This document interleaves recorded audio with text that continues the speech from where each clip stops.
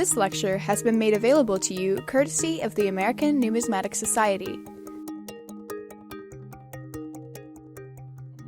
Dr. Jesse Kraft, Scott Miller, and Patrick McMahon to give our final presentations, where they will be presenting some new finds in the Victor David Brenner oeuvre. And with that, I will turn it over to Scott and Jesse, who are here, and Patrick, who is virtual. So take it away. Thank you, Peter. Yeah, this last presentation, as Peter noted, is kind of a, it doesn't have any formal thesis or anything like that, but kind of just kind of a nice way to wrap up the past 2 days of presentations with some kind of new discoveries that we've made along the way. So each slide will tell a completely different story than the next. There's no linear chronology to this or anything.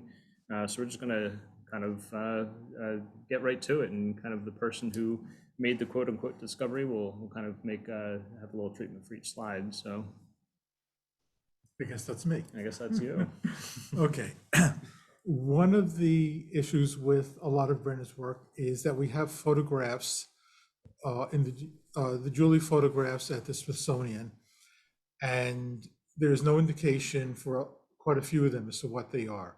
There are several plaques of people, two of them actually, of men that were unidentified.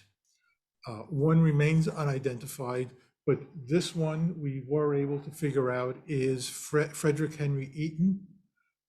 This piece was shown in exhibitions in 1918 and 19, and because in one of the exhibitions it said there's a plaque of Fred Eaton, found a photograph of the guy and was able to match this up.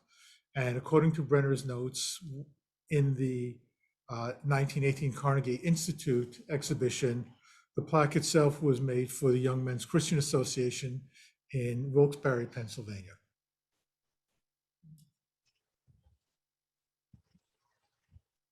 I think that's Patrick. Anita Stewart. Yeah, this would be Patrick. If you're on, you can unmute. Can you guys hear me? Yes, perfect. Okay. Yeah. Yeah. So we talked about this a little bit on the sort of the rollout of the Hollow exhibition, but so this is Anita Stewart. She's the daughter of William Rhinelander Stewart, but eventually she's Anita di Braganza. She marries into royalty in Europe. Eventually has to renounce her title to get her U.S. citizenship back after World War I, and then she ends up remarried after the prince dies, and ultimately ends up in Newport, Rhode Island, where she dies in 1977, where she'd been the director of the Redwood Library for a really long time. So she has a pretty interesting life. And one of the ways that we solved this was, it says Anita Stewart with a UART on the bow. And I don't know if Brenner did that just because it fit better, or Scott suggested maybe because it was the French spelling, but that's the Scottish Clan Stewart logo in the upper corner there, the pelican feeding its young. And then Scott was able to locate a medal by, who was it, Scott? It was Paul Manship. Yeah. So of the father, and it had that same pelican feeding its young on the back. So the family definitely used that. So she's been in the unknown Anita Stewart for a long time, but she's actually a very well-known Anita Stewart. So that was fun.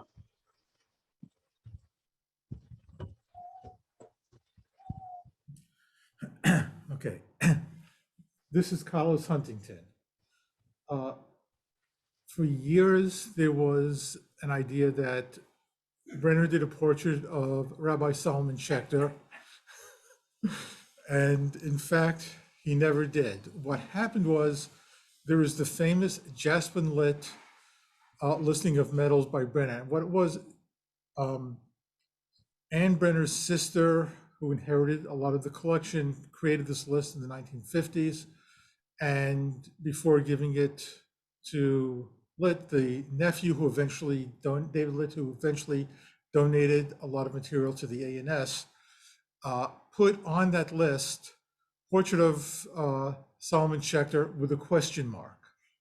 And that's what led people to think that this is Solomon Schechter. In fact, it is one of two portraits of Carlos Huntington that was done. It was illustrated in the 1903 American Masters of Sculpture by Quinn, and we've also been able to locate photographs of Carlos Huntington wearing this skull cap. Like, also caused a bit of confusion.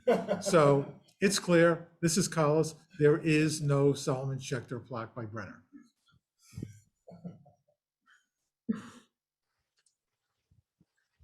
Patrick, I think. Okay, so James Loeb came up quite a bit in Jonathan Kagan's presentation, and this is another one that connects to the Loeb sort of intersection with Brenner's career. But this is Toni Hambuchen, who ultimately, I think she starts her time with the family as either the nurse for Solomon or his father Solomon or his mother, I forget which, but they get to know each other, and they stay together for almost two decades, she and James, before they marry and settle down at Hochried in, I think it's in Murnau in Germany. Because when Loeb finally resettles in Europe, as Jonathan said, he only comes back a couple times, but he really does not come back just for a couple of occasions. And this one, I think, there's no name on it. So, sometimes she shows up in catalogs as Mrs. H or Madame Hambuchen, but it's definitely Madame Hambuchen. If you look at an actual photograph of her, it's identical. And obviously someone who was really important to James Loeb. And this is done in Jena, Germany. So I believe Brenner does go there, must have visited Loeb in 1906. Loeb was a patient of Otto Binswanger's a few years prior, and he's based out of there. So that's also suggests that the Binswanger plaquette is another Loeb sort of request, if you will, and there are others. Next. Marblestone. Pick. Patrick, you start with this, and then. Well, all right. So the way we were able to figure this out was that Pennsylvania Academy of Fine Arts catalog, again, that where Scott mentioned it in his presentation. To the immediate left of it is a large sculpture by Chester Beach. According to the catalog, Chester Beach sculpture came between Marblestone in the numbering of the catalog, and I believe it was the Pintard and Benson medal. So I looked to see if there were in the archives any individual photographs, because sometimes the large pieces of sculpture have individual photographs, and I found a photograph of the it's called the merging of the land and of the waters or something like that, but of the beach sculpture. And you can see this Marblestone image and the number from the catalog right on the wall, right to the side of the sculpture. So by looking at a picture of the other sculpture, we're able to get a good image of this, and the number is very visible on the wall and matched up to the catalog, so we know this is Marblestone. Okay. So from there, we kind of identified Marblestone as being the palette-shaped plaque that was kind of aloof for so long, and kind of walking around our vault day in and day out. I finally looked up and saw a box that said 1910 IECM on it. So I opened it up, and this giant box is literally sized to fit for a giant book, and the giant book has images of every single medal that was in the IECM, alphabetically by artist. It's an absolute amazing treasure trove of large, I'm sure, lots of unidentified missing works at this point. And sure enough, there is this picture of the Marblestone plaquette, and the picture is a half an inch tall. So that's why it looks kind of light, kind of fuzzy, and all those marks are actually little tiny scratches on the image. But when it gets blown up, that's it. So it's a really small image that we have. As far as I know, there's no known medals themselves, unless Right? No, I None don't have popped have up one. yet. So, And yeah, that was Marblestone. It was kind of a joint effort, between Patrick and I. Patrick discovering who is on this palette-shaped piece, and then having the good fortune myself of kind of finding a better, even and small image of it. the catalog helped hide it too, I think, because in the index of the catalog, it's well, in the listing of the catalog where it's not imaged, it just says portrait of the artist, which is then, I think, presumed by folks to be Brenner himself. And then in the index, it's indexed as an easel-shaped plaquette or something like that. So it's completely untraceable by how it's described in the catalog. Right. And now to confuse matters a little bit more, there actually is a Brenner self-portrait. Now, this is probably different than the one that shows up on the rectangular piece, because in the Jaspin listing, which I've put down here, it's a 67 by 101 millimeter bronze plaque, and it's described as a bust of Brenner with raised arm, pencil in hand to left, with the inscription, "As a token of respect, Victor D. Brenner," and the date, which is presumably 1897, 97, 98, I forgot. But anyway, so there is still a self-portrait of Brenner out there someplace for us to find.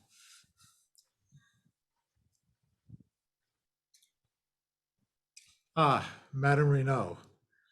This was a fun one.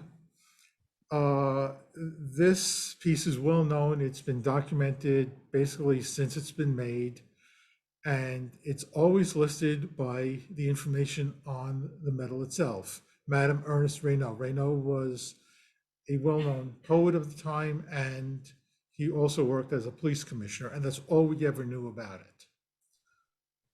We have several portraits like that where we don't know much. And at one point I thought, let me look in the Legion of Honor archives, because so many people got that if they're at least moderately successful. And sure enough, Ernest Rene is listed in there. And it gives a lot of information about him, but virtually nothing about his family. But what I was able to pull out was that we have a name. So this is Emily Rene, whose maiden name is Dresch, and her father was a well-known police commissioner as well. So it's the daughter of a police commissioner marrying another police commissioner. And her father was well known because he was the person who arrested the anarchist Ravachol.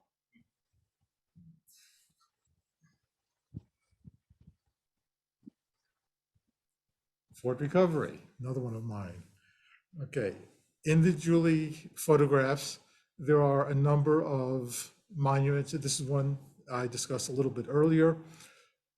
It was an unsuccessful submission for a monument at Fort Recovery, and it has in memoriam and 1791, 1794 on the dates on that little monument in the back.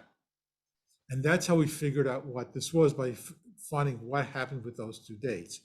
And in the late 19th century, there was some excavation in the area. They found a lot of bones that belonged to people who died from the American forces. And there were two battles there between government troops and a confederation of Native American tribes. And this monument was put up basically for the American forces that died in the area.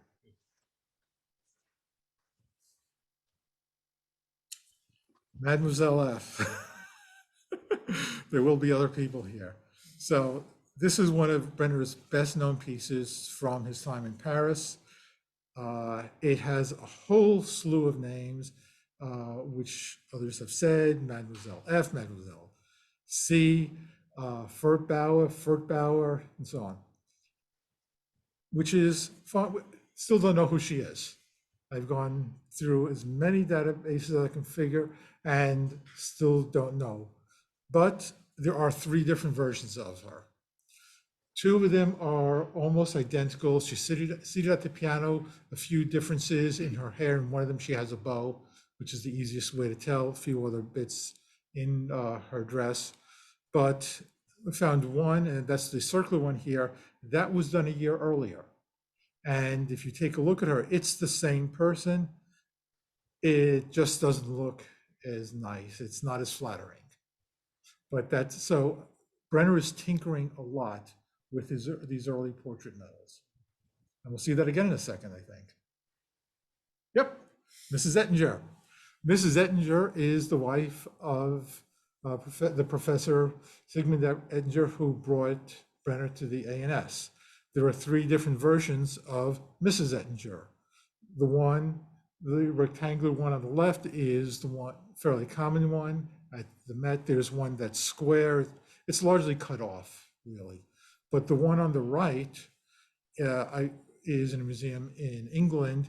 And if you can see, the features are much harsher. It's nowhere near as kind, but probably more is what you look like. Brenner just made nice on it. That's you, I think. Water Lily belt buckle. This is another piece that was only really known by name. This is exactly how it's listed in the Hallow exhibition, as well as no, this is the Hallow exhibition. I think maybe even both in the ECM as well. Yes, yeah. But this is where I found it. I mean, this is another discovery from that book. You know, had no idea. We figured I was looking for a belt buckle of a flower, and it turned out to not be that. She does have little lilies in her hair, and it's flowing like water, and perhaps her name is Lily. That's all we got on that one. It is now. It is now.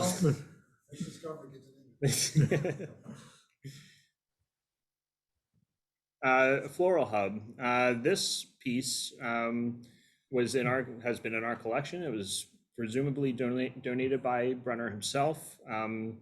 It's only maybe 1 inch by 1 inch by ½ an inch. Our curatorial assistant, thank you, John Thomason, for photographing this on last minute request. We don't know what it was used for.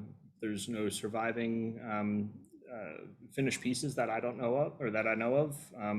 You know, it could have been used for anything that had a small, you know, metallic ornamentation.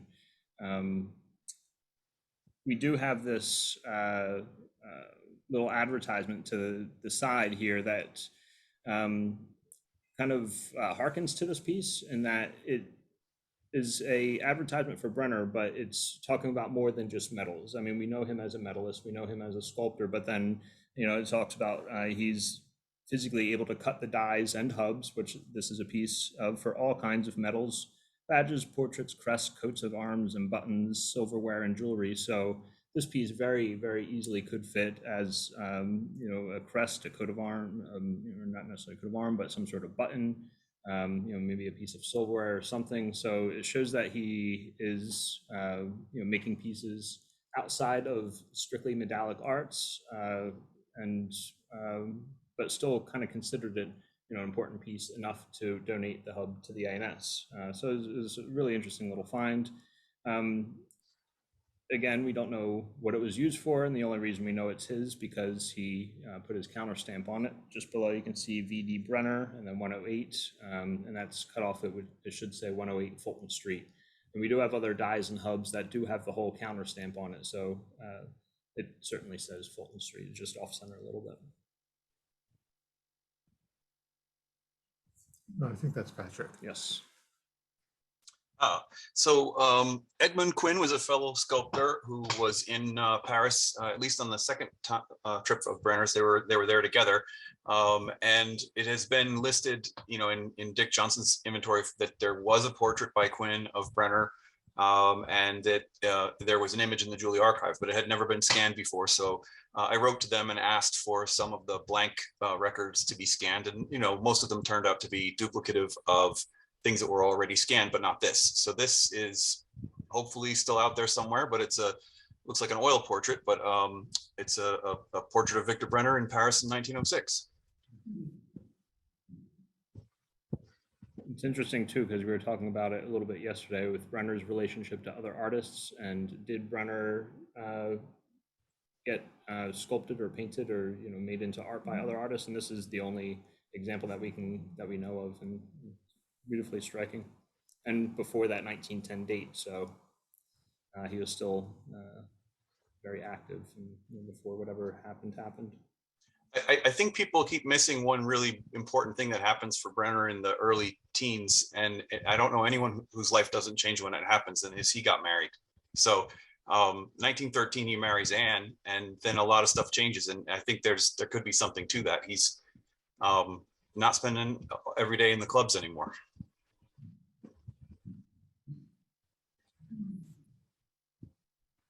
Wall fountain. Mm-hmm. So we talked a little bit about this. Actually, why don't you start? You had more dealings with the first wall fountain, really. Right. Okay. I mean, and we went over this a little bit earlier.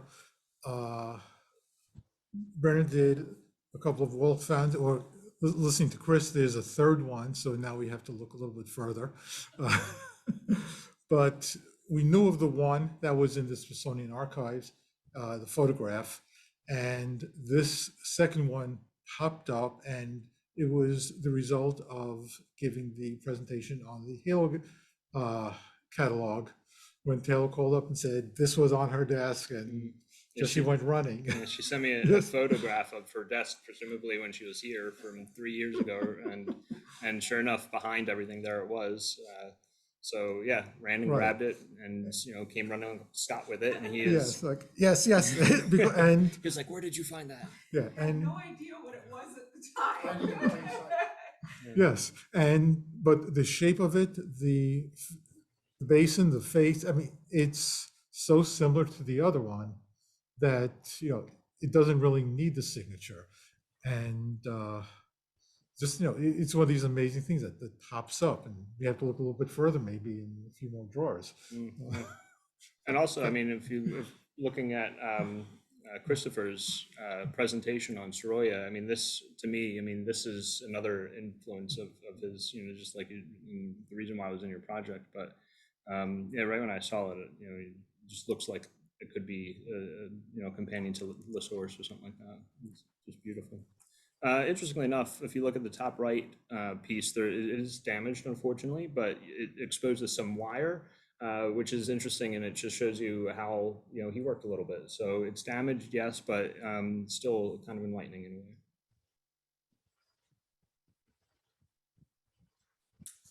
Exhibitions.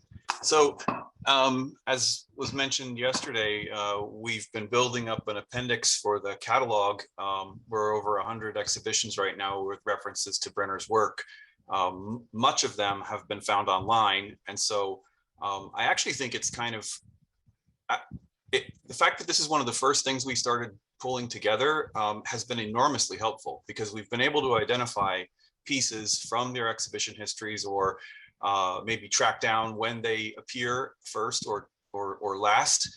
And he's very active, and he's all over the place. So this is an image of an exhibition of American work that was sent down as a sort of, I don't know, cultural expedition that went to Argentina, Chile, and Uruguay. And so this, Brenner's the only one who had a frame of medals in the exhibition. So in this photograph of it in Santiago de Chile, you can see off in the distance, and I've got a zoomed in on the left there, looks like a little frame of about 8 medals. So here's a picture of Brenner's work on display in Chile. And there's a lot of interesting other details and exhibitions, and even some of the questions, I was making notes on some of the questions that came up today. Question about where is the new Russia, and I can say that just looking at the appendix, that last appeared in an exhibition, and first appeared in the second Society of the Independent Artists exhibition in April-May of 1918. And the fact that it doesn't go in September to the Carnegie suggests perhaps it found a home somewhere, to me.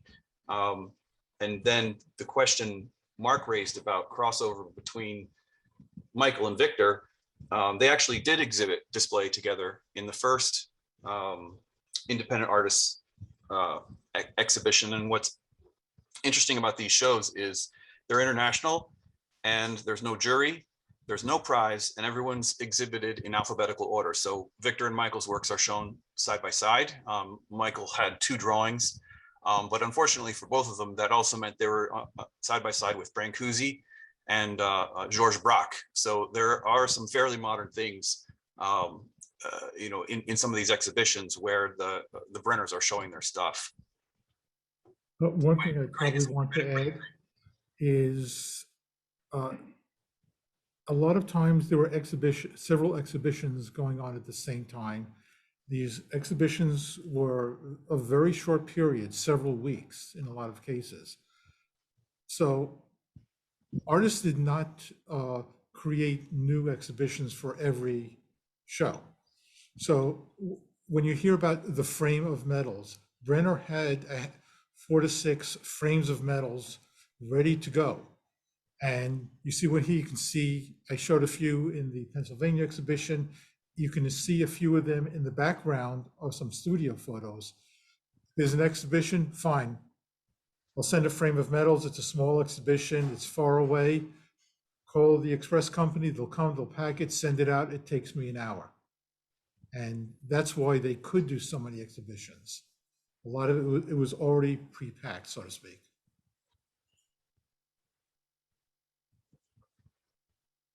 End of That's the it. slideshow.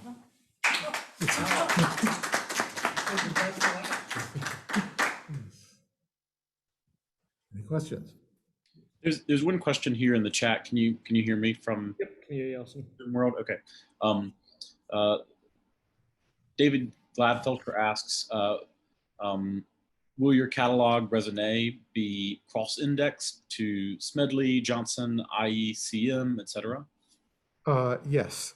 In most cases, the catalog will have information about the date, information about the piece, photograph, and there will be references to major museum or other public collections and standard catalogs. Any other questions? I know there was it said that in Brussels, that Brenner was also in 1910. Around 1910, yeah. And I was just curious if these were sponsored by the United States in some way, kind of exposition type things where we're promoting the United States, where artwork is being shipped, painting, sculpture, medallic art around the world in these various exhibits. Similar to how You answer. Could you read the question? Repeat the question, because we didn't quite catch that on Zoom.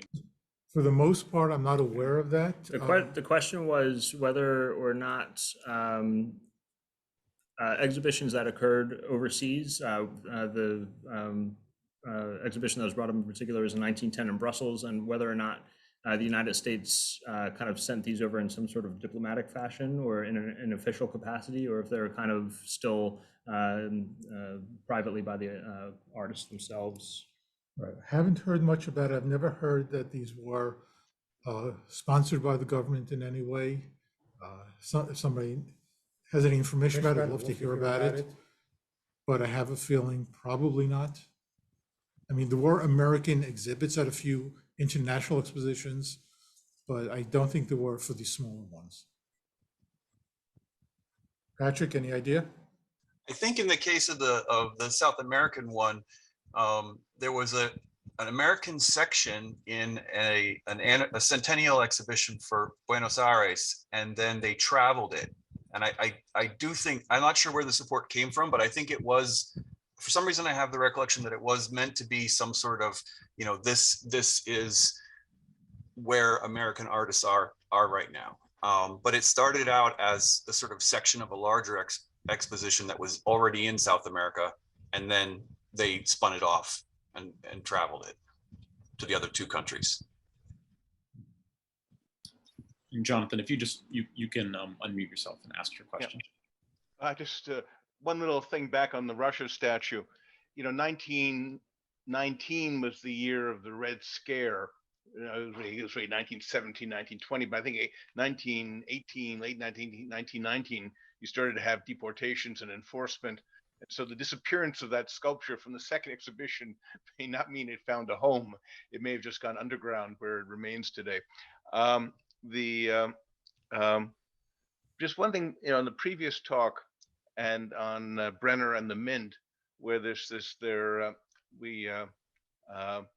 this idea that he was coming clean or somehow or other had a problem with the Mint. I mean, he had issues, but he was fighting to get his initials back on during this period.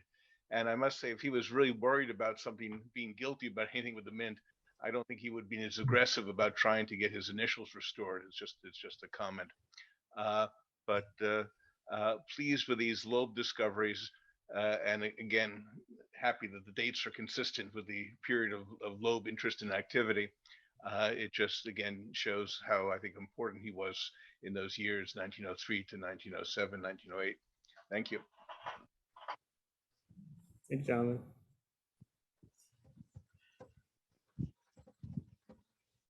We have another question here in the chat asking about if Brenner ever did painting or sketching. I know we've seen a couple of instances of sketches, but do we have those as well?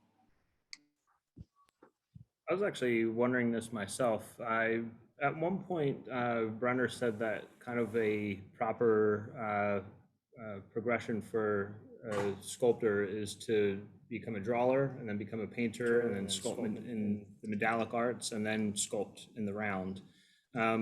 We have sketches of his. We obviously have medallic arts and we have sculpture in the round. I don't know if there's any instances of him using paint as a medium. Yes. Scott says that he's not a good drawer. No, I know he took a few classes Right. here and in Paris. There is that one in the archives here. It's sort of like a thick paint. Right. Yeah. Yeah, that's the only one I know. Isn't there a watercolor catalog somewhere? Or is that what you're talking about, Scott? I think there.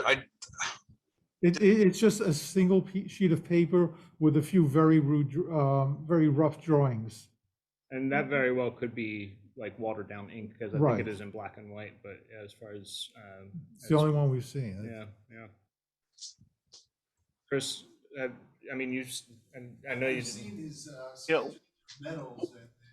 Warden Yes, we relates. have the Huntington one. Yes. And it's Warden talks about a watercolor of a butterfly that's at Harvard.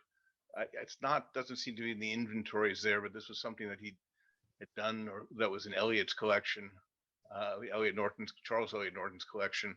But if you look in that Coinage article, there's this reference to this watercolor butterfly. That's it. That's the one I was thinking of, Jonathan. Thank you. Yeah. right now there is also a scrapbook that was sold that was part of the Erwin Stoff collection, and I've always wondered what was in that. And so it's possible there was something there, but if anybody here knows the location of that scrapbook, we'd love to hear about it. But as far as a framed oil on canvas by Victor David Brenner, as far as we know, nothing like that exists. This may have been discussed some yesterday as well, but there's the question of how much money was Brenner compensated for the Lincoln Sun? I don't know off the top of my head, but I thought Roger Burdett covered that. Yeah, Do you have I it? added it up. I can't remember. He got multiple payments because they asked for additional hubs. It's not a it's a series of numbers. I don't remember what it is. He does tell in the correspondence with Beatty in the Carnegie Archive, one of the correspondents, that he gets $2,500 for a portrait for a sitting. So that's separate from production. But that includes a couple of examples of the piece. Yeah, that's right. Yeah. He says free or something like that. Yeah.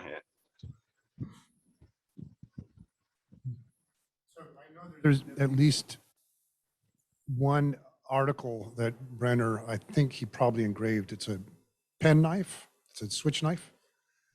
I've seen this photo in the Johnson archives.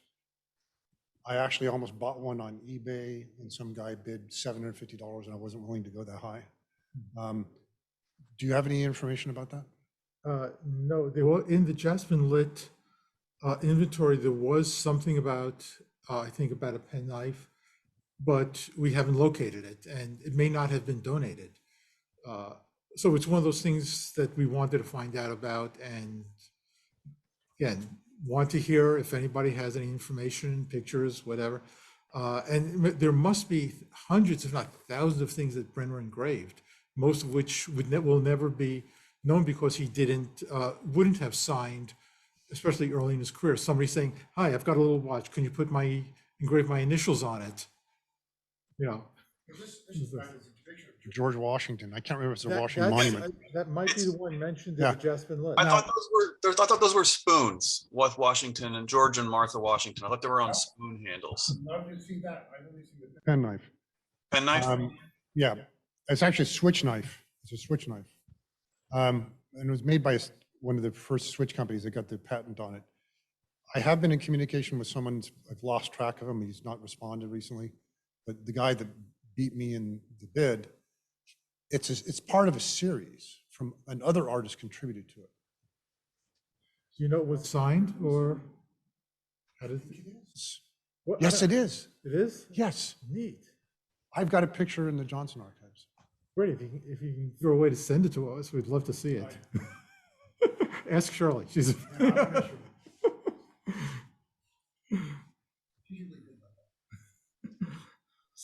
All right, are there any more questions or comments? We might wrap it up. All right, one more, Christopher. Just on these smaller jewelry pieces, I think Scott, you and I corresponded recently. Brenner does the seal for the New York Public Library, and Yes. it then becomes inset into a gold Right. key So what I at the opening and dedication of the Yes, I library. think- What I think happened was he designed the seal, but he didn't, I don't think he did the small version that eventually went there. So in my catalog, I will probably just list the seal itself and maybe mention within that same listing. You can get that This- key on Etsy, you have it in silver Something to look for. and copper.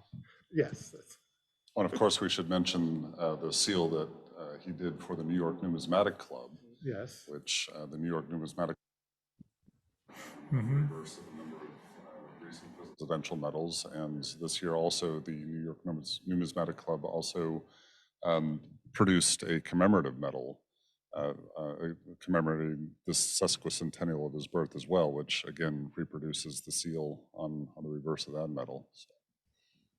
So he still lives in a way, right? Right. Sure. Do you know who struck that? Metalcraft. So yeah, and Metalcraft, coincidentally enough, struck that medal, and they are the namesake of the Medallic Art Company. So once again, the newest incarnation of the Medallic Art Company is preserving, Brenner. preserving Brenner's legacy. So.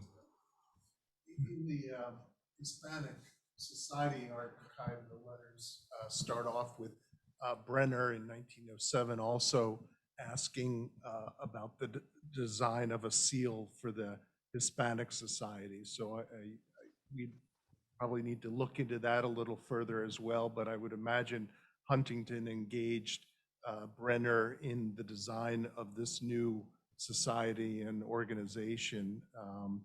And I don't know what that seal looks like, but I would imagine that it could have been executed by Brenner. Seal for the A&S at the time. The pin itself that from 1908 was done by Tiffany, but according to the receipts, as you may have seen, Brenner did actually model a version of the seal. So again, something else we need to try to find and dig out. There's a question from Mel Wax, or an observation, I should say, about Brenner doing the Hadassah Yeah, seal. that's in my catalog. I've got that, yes. I don't know about an original drawing or design for it, but I do have him listed. So, Mel, if you have more information about, I mean, I just took it from like an early letter where they showed it and knew that Brenner had designed it. All right. Any last comments, concerns, questions before we wrap up? Actually, I do want to make a couple of comments before we close officially.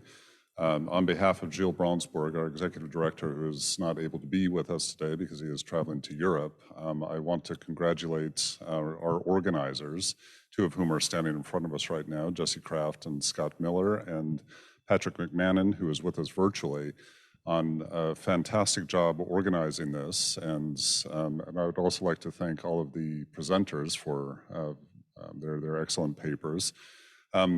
Those of you who are able to visit, as Jesse mentioned, Scott and Jesse have put together a wonderful exhibit of Victor David Brenner's work, which is in our Sage room, a lovely little exhibit room.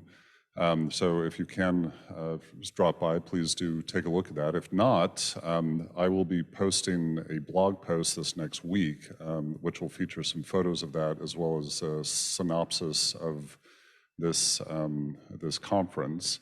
The conference will be posted eventually on our YouTube channel, and there will be forthcoming publications, I'm sure, associated with this, a proceedings volume at some point in the next year or so.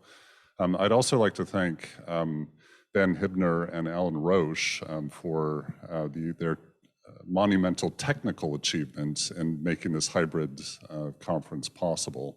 I will be posting some behind-the-scenes photos of the studio setup that they have put together for this, just to give everyone an idea of just what an achievement this is. It really is rather complex, and amazingly so, to do these sort of hybrid conferences. So with that, I'd turn it over to our organizers to have the final word then. Thank you. Thank you. And continuation with thanks, I would also like to thank John Thompson for helping out today, Austin Andrews for helping out virtually and as well as for weeks beforehand, as well as Emma Pratt for helping with the exhibition itself. And again, thank you. Austin, thank you. Yep. Thank you again to all of our donors, all of our speakers, the ANS, and everyone involved. As you can see, Victor David Brenner was an important sculptor, artist, not only for U.S. coinage, but specifically, I mean, he had roots that cannot be untangled from the American Numismatic Society. There's no question about that at this point. He was in the inner circles with Loeb, Avery, all of the people who were at the apex of the art world in the turn of the century. And his legacy continues through this COAC and through everything that we're doing for him this year, that the New York Numismatic Club has done. He is an integral member of that as well. So thank you again for joining us. Let's give everyone a big round of applause. Thank you for watching the American Numismatic Society's YouTube channel. Don't forget to subscribe. And if you like our online resources, publication, and events, you can support the Society by becoming a member. And don't forget to check out our book and eBay stores. The links are below.